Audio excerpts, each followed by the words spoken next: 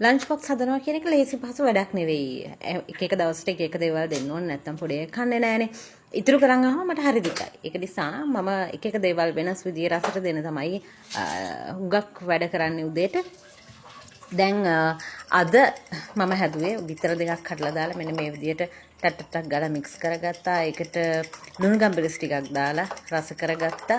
ඒ හදපු බිත්තර මික්ස් එකට පාන් පෙති ඔබලා අරගෙන ඊට පස්සේ පෑන් එකට දාලා ඔලිව් ඔයිල් ටිකක් දාලා පෑන් එකට දාලා මේ රත් කරගත්තා. එතකොට අර බිත්තර ගෑවිච්ච ඒවා ලස්සන්ට ඔම්ලට් රහට හැදිලා පාන් පෙත්තේ ඇලිලම තියෙනවා. ඉතින් ඔන්න ඔය විදියට තමයි උදේට මම දේවල් හදාගත්තේ. ඊට අමතරව තව පොඩි දෙයක් කරා. ඒ තමයි දැන් බිත්තර වලින්ම හදලා සෑන්ඩ්විචස් දුන්නාම ටිකක් කන්න අකමැති වගේ තුනත් වෙනත් රසක් ඕනේ නිසා මම තව පාන් පෙති දෙකකට බටර් දාලා සීනි දාලාත් හදාගත්තා. පුංචි කාලේ මම හරි ආසයි බටර් ගාලා සීනි දාලා කෝලි කුට්ටු එක්ක මේ පාන් කන්න.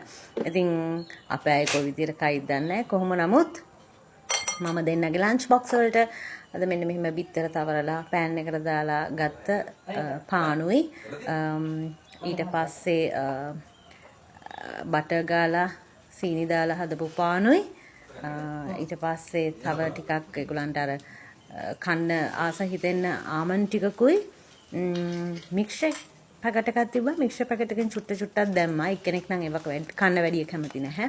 ඊට පස්සේ කෝලි කුට්ටු කෙසෙල් ගෙඩි දෙකකුත් දැම්මා. ඉතින් ඔන්න ඔය විදිහට තමයි අද ලන්ච් බොක්ස් එක මම හදාගත්තේ. මේ උදේට උයන ගමන් මේවා හදනවා කියන්නේ ලේසි පහසු වැඩක් නෙවෙයි.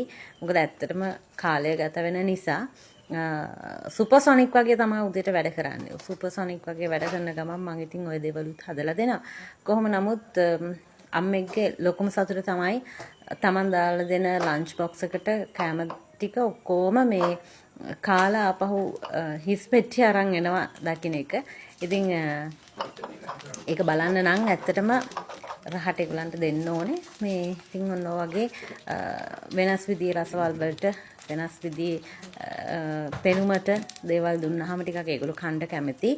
ඉතින් ඒ හින්දා එක එක දවසට එක එක දේවල් හදනවා මම පුළුවන් විදියට මේක දාන්නේ. ඇත්තටම මේවා හරිය මේ ලක්ෂරි දේවලුත් නෙවෙයි. සාමාන්‍ය ඕන කෙනෙක්ට කරන්න පුළුවන් දේවල් තමයි මම ඇත්තටම පෙන්වන්නේ. එහෙම නැතුව ලොකු දේවල් කරලා නිකන් එහෙම මහ ප්‍රාණ දේවල් දාලා මම ලන්ච් බොක්ස් එක යවනවා නම් ඒක ඇත්තටම එච්චර හොඳ දෙයක් නෙවෙයි. ඉතින් ඒක ඊට පස්සේ මම මේකේ මේ TikTok එකේ දැම්මම අනික් අයට ඒක හදන්නත් බෑ.